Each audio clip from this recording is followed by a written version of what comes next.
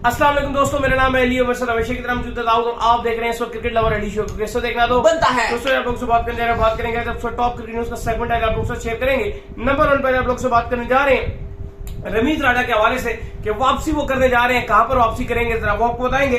बात करेंगे इसके बाद जो अपडेट आ रही है वो आ रही है आईसीसी टेस्ट रैंकिंग को लेकर। आज है बुध का दिन और बुध को ये रैंकिंग अपडेट जरा इस पर आप लोग से शेयर करेंगे। इसके बाद बात करेंगे मोहम्मद आमिर ने अपनी वापसी को लेकर आज खुद बात की है। क्या कहना है मोहम्मद आमिर का अपनी वापसी को लेकर? लोग हमसे पूछते रहते हैं आमिर कब वापस आएंगे, क्या आमिर आएंगे या नहीं आएंगे। खुद आमिर ने बताया, वो हम आपको बताते हैं क्या बताया, वो आप लोग से शेयर करेंगे। बात करेंगे बाबर आजम का जो भी रिसेंटली हज कर आए हैं और लंका प्रीमियर लीग के अंदर उन्होंने एक बड़ा जबरदस्त किस्म का जो स्टैंड लिया है। क्या स्टैंड लिया? क्योंकि हमारे यहाँ तो कुछ खिलाड़ी 20-25 मैच खेलने के बाद आखिरी मैच में स्टैंड ले लेते हैं, आखिरी 2-3 मैचों में। जरा इस पे बात करेंगे और बात करेंगे इसके बाद जो हमारे पास अपडेट आ रही है वो आ रही है एशिज के हवाले से कि एशिज के अंदर जो इंग्लैंड है उसने अपनी प्लेइंग 11 अनाउंस कर दी है और उसके अंदर कुछ हैरानकुन तब्दीलियां हुई है। एक तो बेहतर हुई है, एक अजीब सी तरह तब्दीली हुई है। जरा इस पे बात करेंगे। तो अगर आप हमारे चैनल पर क्वालिफायर की बात करेंगे, वो तो ऑलमोस्ट जो आप कहने के करीब आ चुका है। तो अगर आप हमारे चैनल पर नहीं पहली बार आए, चैनल को सब्सक्राइब करें, साथ के पहले तो बात का आगाज करते हैं नंबर 1 खबर के साथ जो हमारे पास आ रही है। तो सबसे नंबर 1 खबर आ रही है वो यही आ रही है कि रमीज राजा जो है वो राजाओं के राजा वापसी करने जा रहे हैं, जहां पर उनकी सबसे बेस्ट प्लेस है यानी कि कमेंट्री पैनल के अंदर। आपको पता है कि हमने हमेशा से बात की है कि रमीज राजा अगर बने हैं तो कमेंट्री करने के लिए बने। पूरे पाकिस्तान में उनका कमेंट्री में कोई मुकाबला नहीं है। वो वैसे ही अपने आप को जो है ये पीसीबी के अंदर जो घुसा रहे थे एज अ चेयरमैन, ये वो थोड़ी चीजों के अंदर जो वो जा रहे थे और चाह रहे थे कि ताकत मिले, पावर मिले। लेकिन दाऊद साहब बड़ी खुशखबरी है कि एशिया कप हो गया और आपका वर्ल्ड कप हो गया, इसके अंदर रमीज राजा साहब वापस आ रहे हैं। नहीं है, आपको पता है कि रमीज राजा का जो मसला था वो उनका यही था कि जो नजम सेठी जब तक वो रहेंगे तो मैं नहीं आऊंगा, क्योंकि उनको हटाकर नजम सेठी आए थे। लेकिन कोई खास अगर आप देखो तो ये बहाना ही है। अगर आप देखो कि उनके साथ इश्यू था तो ज़का अशरफ भी अगर आप देखो तो उसी लड़ी गई है, क्योंकि वही पीडीएम ने उनको भी लगाया है तो और उसी पीडीएम ने ही नजम सेठी को लगाया। लेकिन बस ये ऐसे ही चीजें होती हैं कि जब हमें करना होता है तो हम बहाने कर देते हैं और नहीं होता तो फिर हम इसी तरह बहाने से आगे जाते हैं। एक और बात आपको बताता हूँ, इसके अंदर एक और जो था ना वो ये था, उनको पता था कि यार ये आपके जो है नजम सेठी साहब रहेंगे, लेकिन इमरान खान की हुकूमत कंफर्म के आनी थी। लेकिन अब हालात थोड़े से टेक्निकली चेंज हुए हैं। उनको पता है कि अब जब सिचुएशन चेंज हो रही है, पता नहीं अब इमरान खान की हुकूमत आती है नहीं आती, क्योंकि उस टाइम 100% क्लियर था, उनकी पार्टी मुस्तकिल थी, जो भी मामला थे। लेकिन अब थोड़े से मामला चेंज हुए तो उन्होंने कहा अब मैं वेट नहीं कर सकता, जो मेरे पास अपॉर्चुनिटी आ रही है मैं उसको ग्रैब करूंगा। नहीं, अपॉर्चुनिटी बहुत अच्छी है और बहुत अच्छा ग्रैब करने का इन्होंने फैसला किया और ये बहुत ही अच्छा डिसीजन है, क्योंकि हम तो ये चाहते हैं, हम तो सुनना चाहते हैं उनकी कमेंट्री का। मैच में एक चार्म रहता है, मजा आता है, क्योंकि पाकिस्तान के उनके जाने के बाद पाकिस्तान की तरफ से जो कमेंट्री है वो तो बस आप सुनने के काबिल नहीं रही। हकीकत जो बात है, चाहे आप बादित की बात करें, चाहे वकार यूनस की बात करें, चाहे किसी की भी बात करें, पाकिस्तान में दूसरा कमेंटेटर को तैयार ही नहीं हुआ, ये बात मानने वाली है। बाकी मुल्कों की बात करें, वहां पर आपको 2 से 3 से 4 5 इतने कमेंटेटर नजर आते हैं, लेकिन हमारे यहाँ रमीज के अलावा कोई दूसरा कमेंटेटर ही नहीं आया। वाजिद खान से मुलाकात भी हुई थी, अच्छे इंसान है, नहीं वो बहुत अच्छे इंसान है। ठीक है, रूज भी अच्छी है, लेकिन वाजिद बहुत अच्छे इंसान है, उनसे मुलाकात हुई है हमारी, बहुत अच्छे इंसान है। 2-3 बार बल्कि मुलाकात हुई है पिंडी स्टेडियम में। इवन जब मैं और आप वापस घर आ रहे थे तो हम साथ निकले थे, वाजिद खान और अवनु वो भी अपनी गाड़ी में थे तो हम भी साथ निकले थे, दोनों हम साथ निकल गए थे। उनके पास वो गाड़ी है ना, वो पुरानी वाली कौन सी एक्सियो थी शायद, नहीं वो होंडा की, वो वाइट थी, मुझे जब भूल गया, मेरे माइंड से निकल गया, पुराना मॉडल है। चले छोड़े जो भी था, खैर वो साथ हम निकल के जा रहे थे। पार्किंग में काफी टाइम गुजारा था तो इसलिए मैं और उसमें बात कर रहे थे गाड़ी की, तो इसलिए मेरे माइंड में चीज आ गई। लेकिन अच्छे इंसान है वाजिद खान, लेकिन कमेंट्री में रमीज राजा के लेवल का कोई कमेंटेटर आपको नजर नहीं आएगा। तो मैं तो सीधे से बोलूंगा कि रमीज राजा का आना और एशिया कप में वो कमेंट्री के फराइद अंजाम देंगे, वर्ल्ड कप में कमेंट्री करेंगे, ये पाकिस्तानी फैंस के लिए इंतहाई और बेस्ट गुड न्यूज है। श्रीलंका में भी कमेंट्री करेंगे जो आपका एशिया कप होगा, और फिर इंडिया जाके वर्ल्ड कप में भी कमेंट्री करेंगे। और स्टार्स जो आईसीसी की पैनल है उसके साथ भी अगर खबरें ये भी हैं अली साहब, खबरें ये भी हैं कि स्टार स्पोर्ट्स उनको हिंदी वाले पैनल में भी रखेगा, यानी कि 2-2 कमेंट्री के कॉन्ट्रैक्ट्स करेंगे। जैसे आपको पता है कि ब्रेक होती है, एक रूल होता है कि कमेंट्री कर लिया आपने अभी कुछ ओवर्स में, 8-10 ओवर में, फिर आप ब्रेक लेकर थोड़ी देर बाद आते हो, यानी कि आपको एक 8-10 कमेंटेटर एक मैच के लिए साइन है तो वो एक उनकी साइकिल चलती रहती है। लेकिन अब रमीज राजा खबरें ये कि जो बड़े मैचेस होंगे और स्पेशली इंडिया और पाकिस्तान के जो मैचेस होंगे एशिया कप में कहते हैं ना, मैं वर्ल्ड कप की बात करूं, शायद एशिया कप में भी हो जाए। वर्ल्ड कप में तो वो आपके आईसीसी उनको हायर कर लेगा ना, वर्ल्ड कप में आईसीसी हायर करेगा, लेकिन स्टार स्पोर्ट्स हिंदी में उनको डबल साइनिंग होगी। लास्ट टाइम भी हुई थी डबल साइनिंग इनकी, यानी कि एक बार इंग्लिश में कर फिर जो ब्रेक का टाइम होता है वो ब्रेक नहीं बनाएंगे, आराम नहीं करेंगे, उसमें आके हिंदी में शुरू कर देंगे कमेंट्री। तो दो कॉन्ट्रैक्ट होने जा रहे हैं उनके वर्ल्ड कप में, स्टार स्पोर्ट्स हिंदी में भी करेंगे और जो इंग्लिश कमेंट्री चलो वो तो ऑफिशियली आईसीसी की होती है, वहां पर भी स्टार स्पोर्ट्स या बाकी जितने हमारे टीवी चैनल्स हैं वहां पर भी नजर आएगी। तो बड़ी खुशाइन खबर है। ये तो कह रहे थे कि वर्ल्ड कप में पाकिस्तान की टीम ही नहीं जानी चाहिए, अब कमेंट्री में जा रहे हैं ये। चले इसके बाद जो हमारे पास अपडेट आ रही है जी, वो अपडेट हमारे पास आ रही है आईसीसी टेस्ट रैंकिंग को लेकर जो अपडेट आ रही है। तो बुध का दिन है और बुध को जो है वो एक्चुअली जो है रैंकिंग अपडेट होती है, आपको पता है कि हमेशा से। सब क्या बना है रैंकिंग का? देखिए रैंकिंग का ये बना है कि टेस्ट की रैंकिंग की, अगर आप बाकी तो रैंकिंग में कोई खास तब्दीली नहीं हुई है, हल्की फुल्की हुई है, लेकिन जो टेस्ट की रैंकिंग है उसमें बाबर आजम को 1 दर्जे तंजली मिली है और जॉय रूट अब आ गए हैं 5वें पर और जॉय रूट चौथे पे थे, लेकिन ट्रेविस हेड चौथे पे मौजूद है। लेकिन स्टीवन स्मिथ ने छलांगे लगाई हैं क्योंकि उन्होंने बड़ी जबरदस्त बैटिंग की थी। जो पिछला टेस्ट गुजरा एशेज का उसमें लॉर्ड्स में बेहतरीन बैटिंग की थी और उसके बाद उनको रैंकिंग में 4 दर्जे तरक्की मिली और नंबर 2 पे आ गए हैं। लेकिन अच्छी बात ये हुई है कि विलियमसन जो अपने घर में अपनी बेटी के साथ प्रैक्टिस कर रहे होते हैं, खेल रहे होते हैं, अपनी पूरी कमबैक की तैयारियां कर रहे हैं वर्ल्ड कप की, उनको घर बैठे बैठे क्योंकि बाकियों की ऊपर नीचे हो रही है तो उनको नंबर 1 रैंकिंग मिल गई है। लेटेस्ट रैंकिंग के मुताबिक नंबर 1 पे केन विलियमसन, 2 पर आ गए स्टीवन स्मिथ 4 दर्जे छलांग लगा के, 3 पे लबुशैन बदस्तूर हैं, 4 पे ट्रेविस हेड बदस्तूर है, 5वें पे जॉय रूट आ गए हैं, 1 दर्जे को तंजली मिली है, 6ठे पे जो खेल रहे हैं मैचेस। हाँ और 6ठे सारे ऑस्ट्रेलिया वाले भी तो खेल रहे हैं ना, स्मिथ भी ऑस्ट्रेलिया इंग्लैंड के नजर आ रहे हैं ये सारे, इसलिए 6ठे पे बाबर आजम आ गए 1 दर्जे। बाबर खेल ही नहीं रहे, लेकिन अभी मौका बाबर के पास श्रीलंका के अगेंस्ट टेस्ट सीरीज में, आई होप के बाबर अच्छा कर लेंगे। 7वें पे ख्वाजा जी हैं, फिर 8वें पे डैरिल मिचेल हैं, 9वें पे डेमुथ कुर्तने और 10वें पे ऋषभ पंत मौजूद हैं। और बाबर आजम की अगर बात करें, आज बड़ी जबरदस्त पाकिस्तान टीम के जो कराची में है सिनेरियो बेस्ड जो है वो मैचेस चल रहे हैं। नेशनल हाई परफॉर्मेंस सेंटर जो कराची का है वहां पे इनका कैंप लगा हुआ है ताकि श्रीलंका से कुछ सिमिलर कंडीशंस हैं। तो बाबर ने भी आज बड़ी जबरदस्त प्रैक्टिस किया, मैचेस चल रहे हैं, सिनेरियो बेस्ड टारगेट दिए जा रहे हैं और वो सब जो है वो पूरा कर रहे हैं और बड़ी जबरदस्त किस्म की प्रैक्टिस जारी है। बाबर हो गए, रिजवान हो गए, बाकी जितने भी आपके स्टार प्लेयर्स हैं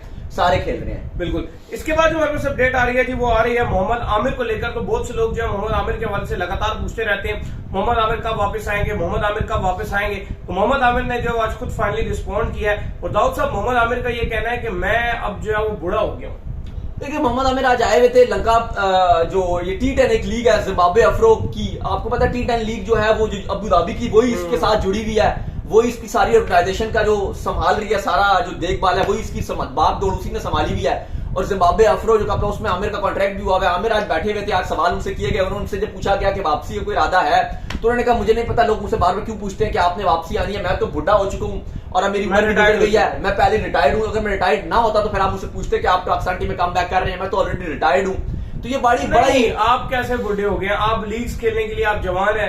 और इसकी एग्जांपल सिंपल ये देखो, जो इस वक्त पाकिस्तान टीम में खेल रहे हैं वो भी तो पैसे कमा रहे हैं ना, वो कम तो नहीं कमा रहे हैं। अभी शहनशाह अफरीदी क्या खेल रहे हैं पिछले 1.5 महीने से, लीगें तो हमारे करंट प्लेयर्स भी सारे खेल रहे हैं, रिजवान भी खेलेंगे लीग्स, तो आप मिलती, इमाद वसीम भी खेल रहे हैं लीग, सारे खेल रहे हैं। आजम खान को क्या खतरा, कोई ऐसा प्लेयर नहीं है जो आपका लीग्स ना खेल रहा होगा, कॉन्ट्रैक्ट ना हो, PSL भी खेलते हैं सारे, बाकी भी लीग्स खेलते हैं, खुले पैसे मिलते हैं। हाँ इमाद को देख लो, वो कैरेबियन प्रीमियर लीग खेलेंगे, अभी 2 महीने गुजार कर आए हैं, ये खेलेंगे, काउंटी खेल रहे हैं, कौन सी हसन 2 महीने भी गुजार कर, हसन को देख लें आप, सारा खेल रहे हैं, शहनशाह अफरीदी को जाके देख लें।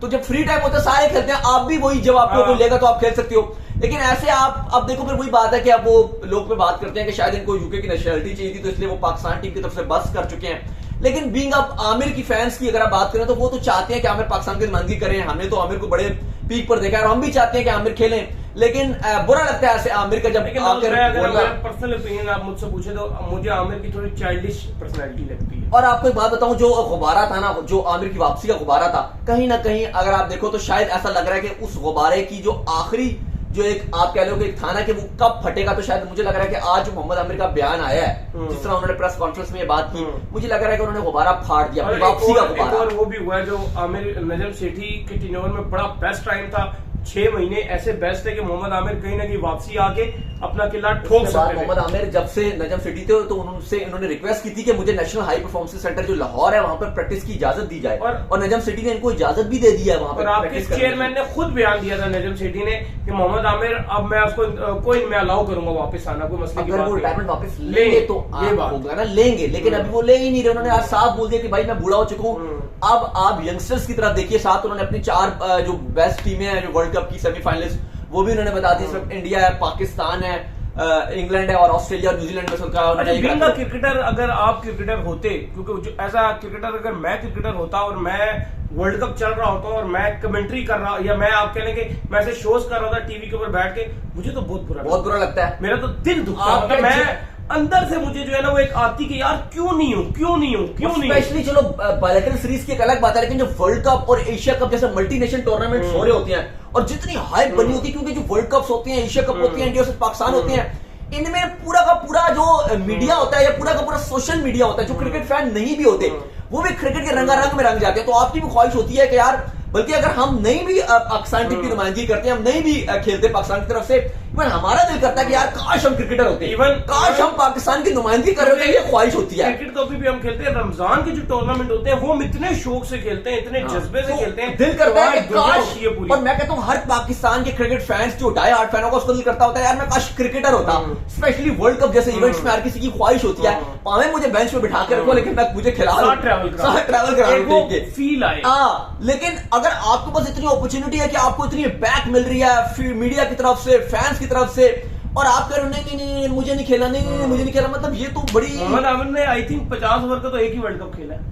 हाँ 2019 का ही खेला है, 2011 में उन्होंने होना था लेकिन वो इंसिडेंस पेश आ गया, 15 में फिर वो थे नहीं अवेलेबल, तो एक ही खेला उन्होंने, 19 का वर्ल्ड कप खेला है और एक आईसीसी इवेंट और चैंपियंस ट्रॉफी 17 की खेली है। अगर आप 50 ओवर के इवेंट की बात करो, T20 वर्ल्ड कप उन्होंने वो भी उन्होंने अगर आप देखो तो एक 2016 का ही खेला है, 16 का ही खेला हुआ, और ये एक जितवाया था जो उन्होंने 2009 का उन्होंने जितवाया था, जिसमें मुझे अभी भी याद है यार वो जयसूर्या को जो आउट किया था उन्होंने, दिलशान को जो आउट किया था, जितवाया था। बहरहाल सैडली है, लेकिन आमिर का इस तरह का बयान के उन्होंने कहा जी मैं लीग्स में खेलूंगा और मेरी पूरी कोशिश है कि मैं अपना 100% दूं, लेकिन उन्होंने ये साफ साफ कह दिया कि भाई मैं रिटायर्ड हूं, मैं बुढ़ा हूं, मुझसे अब मत बात करो इस बारे में। इसके बाद जो अपडेट आ रही है हमारे बाबर आजम के हवाले से आ रही है, तो आपको पता है कि रिसेंटली भी बाबर आजम जो वो हज कर आए हैं, अल्लाह पाक उनका हज जो है वो कबूल भी करे, और मुझे लगता है कि उन्होंने दुआ वर्ल्ड कप के लिए भी पाकिस्तान के हक में मांगी होगी, एज ए कैप्टन भी हम ये भी चाहते हैं कि अल्लाह पाक जो है एज ए कैप्टन उनको ये वर्ल्ड कप जीतने की तौफीक अता फरमाए, और इंडिया के अंदर वो पाकिस्तान की तरफ से अगर वर्ल्ड कप उठाएंगे तो शायद एज ए पाकिस्तानी फैंस और उनके लिए भी उनकी जिंदगी के सबसे बड़े लम्हात होंगे, और इससे बड़ी खुशी की कोई बात नहीं होगी कि कोई अभी तक पाकिस्तान को वर्ल्ड कप इमरान खान के बाद जितवा नहीं सका, जो कि रियलिटी है, और अगर बाबर आजम जितवा देते हैं तो बल्ले बल्ले हो जाएगी।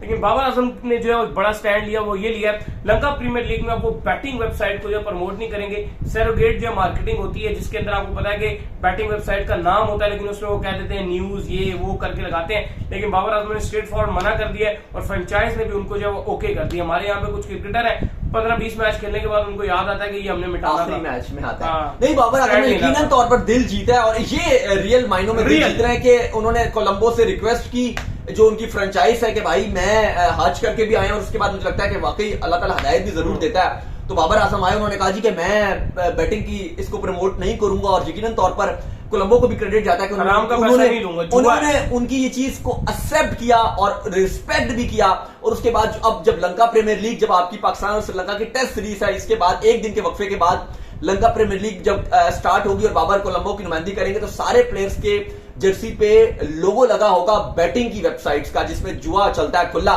लेकिन बाबर आजम उसको प्रमोट नहीं करेंगे। बड़ी अच्छी बात है। कल अली बल्कि मुझे व्हाट्सएप पे भी एक एजेंसी का मैसेज है, बहुत बड़ी एक एजेंसी है बैटिंग की है, बहुत बड़ी एजेंसी है, उसने वो यही चाह रहे थे कि हम ये जो आगे पाकिस्तान श्रीलंका की टेस्ट सीरीज है और इसके ऊपर हम एशिया कप आगे आ रहा है, तो बड़ा कॉन्ट्रैक्ट हमें ऑफर की गई थी, वो भी बैटिंग की ही वेबसाइट थी, और बहुत वो कहते हैं आप बताएं, आप दोनों बताएं कि कितना पैसा आपको चाहिए, हम आपको देने को तैयार हैं। लेकिन जो आपको पता है हमारा स्टैंड है कि हम हमेशा ही इस चीज को मना कर देते हैं, क्योंकि इस तरह के पैसों का फायदा नहीं है। तो हमने उनको साफ बता कर दिया कि भाई अगर आपके पास कोई साफ सुथरा स्पॉन्सर होगा तो हम जरूर करेंगे, क्यों नहीं करेंगे, हम स्पॉन्सर्स करते हैं, ऑलरेडी करते हैं, बहुत सारे बड़ी बड़ी जो ब्रांड्स हैं उनके साथ हमने काम किया हुआ है, और हमने काम दोबारा काम करने को तैयार है। लेकिन किसी भी बैटिंग वेबसाइट चाहे वो 100 गुना ज्यादा पैसे दे रहा होगा किसी लोकल ब्रांड से, हम उसको प्रमोट नहीं करेंगे। और बाबर आजम ने भी अगर ये गेस्चर दिया तो यकीनन तौर पर हमारी तरफ से भी सल्यूट, और यकीनन तौर पे उन्होंने हमारा भी दिल जीता, और जितने क्रिकेट फैंस और उनको जो प्यार करने वाले हैं उन सब का भी दिल जीता। और मोस्ट इंपॉर्टेंट के अल्लाह ताला भी उससे खुश होगा, शायद उनके रन भी अच्छे बने और वर्ल्ड कप भी जीते इतने अच्छे गेस्चर के बाद। बिल्कुल इसके बाद जो अपडेट आ रही थी वो आ रही है एशेस के हवाले से, और अपडेट हमारे पास ये आ रही है कि एशेस की जो प्लेइंग 11 है वो अनाउंस कर दी गई है इंग्लैंड की तरफ से, लेकिन सरप्राइजली जो है कुछ मजे की तब्दीलियां नहीं की गई हैं। ठीक है, एंडरसन को जो है वो आपने बाहर करना ही था क्योंकि उनकी फॉर्म बिल्कुल जो है डिप गई है, को खास विकेटें पहले दोनों टेस्ट मैचों के अंदर जो है वो लेकर नहीं दे सके हैं, लेकिन साथ साथ जो एक नया लड़का टंग जो है वो भी अभी आया था टीम के अंदर, उसको ड्रॉप करना दोस्तों मुझे समझ में नहीं आ रहा, क्योंकि अगर आप बात करें एंडरसन के साथ आपकी ये जो क्या नाम है जी, ओली रॉबिसन, ये कुछ मजे की बॉलिंग नहीं कर रहे हैं। ये तो इवन यंग है इन दोनों से, आपके एंडरसन से भी और दूसरे से भी यंग है, ब्रॉड से भी, लेकिन बिल्कुल ही थकी हुई पेस में बॉलिंग करते हैं, ना कोई मकसद की बॉलिंग करते हैं। इनको ड्रॉप करना चाहिए था, ये टंग को ड्रॉप कर दिया। टंग ने तो वार्नर को और ख्वाजा को इतना जबरदस्त बोल्ड मारा था। देखिए, थर्ड टेस्ट हेडिंग्ले में जो खेला जाएगा, ऑस्ट्रेलिया अपनी प्लेइंग 11 अनाउंस की 3 तब्दीलियां रखी हैं। एक मोइन अली, क्रिस वोक्स और मार्क वुड, इनकी एंट्री हो रही है, जबकि बायर ओली पॉप इंजरी की वजह से बाहर हो रहे हैं, जबकि जेम्स एंडरसन और टंग जो है, जोश टंग, इनको बाहर किया जा रहा है। बिल्कुल मैं इस बात से एग्री करूंगा, ये जो तब्दीलियां ये तीनों बेहतरीन आ रही है। जो एंट्री क्रिस वोक्स और मार्क वुड ही चाहिए था आपको, क्रिस वोक्स चाहिए था, ओली रॉबिसन बाहर जाना चाहिए था, लेकिन ओली रॉबिसन और ब्रॉड जो है उनमें से एक यकीनन तौर पे एक बाहर होना चाहिए था, और उनकी जगह आपको जो है वो टंग को भी साथ एंट्री करवा देते। बाकी जो तब्दीलियां जो प्लेयर एंट्री मार रहे हैं वो तो वेलकम है, लेकिन साथ साथ टंग की जगह मुझे लगता है रॉबिसन और या ब्रॉड किसी को भी आप बाहर करते और टंग को लाते। लेकिन मैं इतना सरप्राइज हूं कि ये जो 2 टेस्ट ऑलरेडी इन्होंने खेले हैं, मार्क वुड और क्रिस वोक्स इसमें नहीं है, मैं इसमें सरप्राइज हूं। यही बात, क्योंकि इंग्लैंड कंडीशन में अगर आप देखो, जो एंडरसन थे चलो वो भी ठीक है, उनका पेस गिर रहा था, लेकिन ब्रॉड और रॉबिसन तो बिल्कुल सीधी सीधी बोले डाल रहे थे। इंग्लैंड आ रही बॉलिंग की वजह से। क्रिस वोक्स इन इंग्लैंड जिस तरह वो गेंद को स्विंग करते हैं और दोनों तरफ गेंद को हिलाते हैं, मुझे नहीं लगता कि इस टाइम इंग्लैंड में लाल बॉल उनसे बेहतर कोई हिलाता है। और पाकिस्तान को तो हमेशा जब इंग्लैंड के साथ टेस्ट सीरीज हुई है, ये इस बंदे नहीं फंसाया, ना हमारे अंदर कभी ब्रॉड फंसा है इतनी बुरी तरह, ना एंडरसन, जितना क्रिस वोक्स फंसता है। तो इसको बाहर किया, मैं खुद हैरान हूं। बाकी मोइन अली की एंट्री हुई, ये भी अच्छी बात है, एक स्पिन ऑप्शन भी मिलेगा। मार्क वुड को लाए, ये भी एक अच्छा और एक जबरदस्त इनकी इंक्लूजन है। उम्मीद करते हैं आज को हमारे शौक को आएगा पसंद आया, वीडियो को लाइक कीजिए, हमारे चैनल को। अच्छा, ये भी बता देते हैं ना, आज जो मैच खेला गया वर्ल्ड कप क्वालिफायर का, वेस्ट इंडीज ने आसानी मैच जीत लिया। ओमान के साथ एक डेड रबर मैच था, इससे पहले होल्डर और जो जेरी जोसेफ है वो ऑलरेडी जा चुके थे, क्योंकि उनका मानना यह है कि वो जो इंडिया और वेस्ट इंडीज की सीरीज उससे पहले फ्रेश होंगे, क्योंकि बाहर है। आज 222 बोर्ड पे 222 का टारगेट था, जब वेस्ट इंडीज चेस करने के लिए आई तो उसने 3 विकेट के नुकसान पे आसानी चेस कर लिया, किंग्स ने 100 बना दिया। नहीं, वो सीरीज खेल के भी क्या पार्ट लेंगे, बिल्कुल डेड रबर मैच था। और आईसीसी वर्ल्ड कप क्वालिफायर से लोगों का इंटरेस्ट बिल्कुल खत्म हो चुका है, जब से जिम्बाब्वे बाहर हुआ है आपका, और ये 2-3 टीमें आपकी फाइनल हो गई हैं, उनको पता है श्रीलंका क्वालिफाई कर गया, स्कॉटलैंड में से एक आएगा, जिम्बाब्वे बाहर हुई, इंटरेस्ट खत्म। कल मैच और बड़ा इंपॉर्टेंट मैच है, कल आप कह लो कि डिसाइडर है, और कल मैच है स्कॉटलैंड वर्सेस नीदरलैंड। ना तेरे आने की खुशी ना तेरे नहीं, कल एक टीम आपका पहला मैच उसके साथ होगा, तेरे आने की खुशी। एक मिनट, ना तेरे आने की खुशी ना तेरे जाने का काम, क्योंकि इन दोनों में से जो टीम भी आएगी कोई आपको सेम भाई खेलेगी तो सही ना, वर्ल्ड कप सेम मकसद है ना भाई, तो खेलेगी तो सही ना। आप किसको सपोर्ट करेंगे? मैं नीदरलैंड को सपोर्ट करूंगा, क्योंकि उन्होंने पाकिस्तान को जो है लेकिन मैं पर्सनली हार्ट ब्रोकन हूं। मैं चाहता हूं, मैं भी खुद सिकंदर रजा को लेकर मुझे बहुत दुख हुआ है। सही बात है, मैं अगला वर्ल्ड कप 2027 का वर्ल्ड कप है, और तब तक शायद और ये जिम्बाब्वे को डायरेक्ट क्वालिफिकेशन मिलेगी, लेकिन वो तब तक होंगे। और विलियम्स दोनों डिजर्व करते थे, क्रेग एरविन भी बहुत शानदार, ये आप कह लेंगे पूरा। अच्छा, कल मैच स्कॉटलैंड और नीदरलैंड का मैच है, सिनेरियो आपको बता दूं फिर से, क्योंकि स्कॉटलैंड के पास पॉइंट्स ये है कि अगर तो वो मैच जीतते हैं, सीधा सब फॉर्मूला है, या बारिश होती है या स्कॉटलैंड जीता तो वो गो थ्रू कर जाएंगे। नीदरलैंड के पास सिनेरियो इतना है कि उनको नीदरलैंड को ना सिर्फ मैच जीतना है, बल्कि उनके पास सिनेरियो भी है, अगर वो चेस करते हैं तो उनको ऑलमोस्ट 35 बॉल कबल चेस करना है, और अगर उनको मतलब पहले बैटिंग करते हैं तो उनको 31 रन से मैच जीतना होगा, तभी वो आगे जा सकते हैं। तो उम्मीद करते हैं आज हमारे शौक का वीडियो को लाइक कीजिए, हमारे चैनल को सब्सक्राइब कीजिए, साथ ही बेल आइकन को बजाइए, और एक और काम कर लीजिए, वो ये कर लीजिए कि आप जो इंस्टाग्राम पे जाइए इनको फॉलो, इंस्टाग्राम में मुझे फॉलो कर लीजिए, वहां पे मैं मौजूद हूं, दाऊद क्रिकेट के नाम से। अगर आपको सवाल है तो भेजिएगा, इनको भी फॉलो कीजिए। मैं ऑफिशियल के नाम से लिंक डिस्क्रिप्शन में जाइए, फॉलो कीजिए। अल्लाह हाफिज़, बाय बाय, ख्याल रखिएगा।